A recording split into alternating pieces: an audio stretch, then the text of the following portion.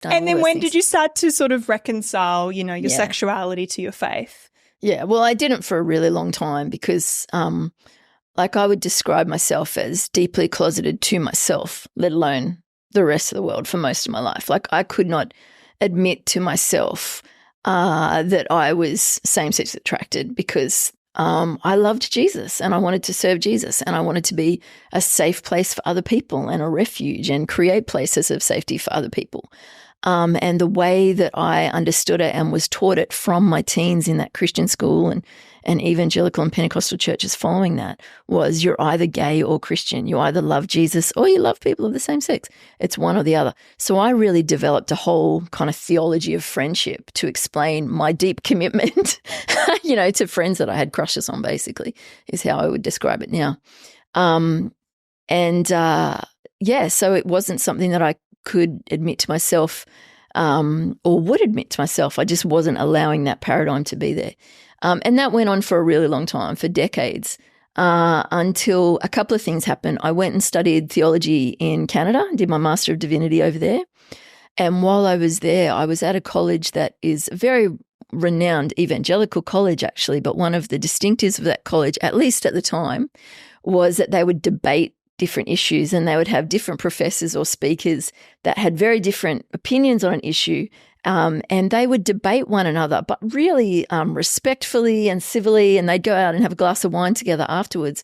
But this whole concept of seeing different perspectives on issues presented in such a way where it wasn't, I have to win, my perspective is the one, and if you don't agree with me, then you're interpreting it wrong. That was a new thing to me. And in the context of that, like I went to Canada and into Bible college as like a literal 6-day creationist, believing that in a literal interpretation of the Bible and that the world was created in 6 literal days and all that kind of stuff. And I'm at this college sitting under some of the, world leading theologians and learning that that's just not how Genesis was written. It's just not a literal account, which was kind of embarrassing because I was trained in like history and literature, right?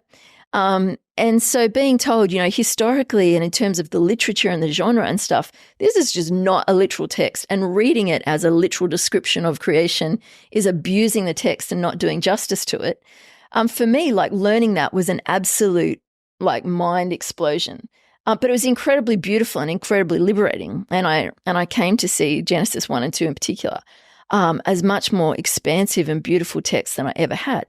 But what also happened on the back of that is that, as I'm reading the Bible in Hebrew and Greek for the first time and stuff like that, I'm going, what else is it that I have been reading literally that is in doing that I'm actually abusing the text and I'm not paying attention to the context in which it was written and the intent in which it was written.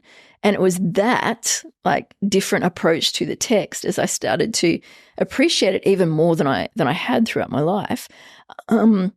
That brought me to a place where I could revisit, the clobber passages or some of those big texts and go, what's actually going on here?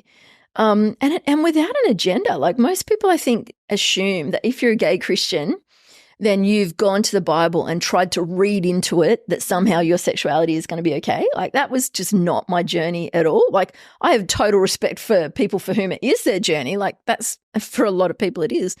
But mine was backwards. I got the kind of paradigm of interpretation first and was applying this and realizing this in a whole bunch of issues, and then bringing that paradigm to my own sexuality as I started to realize, wait a minute, I think there's something going on here that I haven't been admitting. And that was impacted by seeing a couple of friends who I really loved and respected come out and get married. They were kicked out of the Baptist church in Canada. A couple of other friends who'd come out and just stayed faithful to Jesus. And, that was something that I was taught wasn't possible. And so then when I'm at my church as a pastor in Western Sydney, and I realize that I'm falling in love with this woman who's running the tech team at my church, by that point, I have a different paradigm to go, what the hell is happening? I mean, my first impulse was to run away, 100%, like, oh God, what am I going to do? Do I have to, flee temptation and everything, so I'll leave the country? Like that was literally like, God, is that what I need to do? Before going, no, let's wrestle with this and actually face up to this thing that I think has been there my whole life and I've been trying to deny it.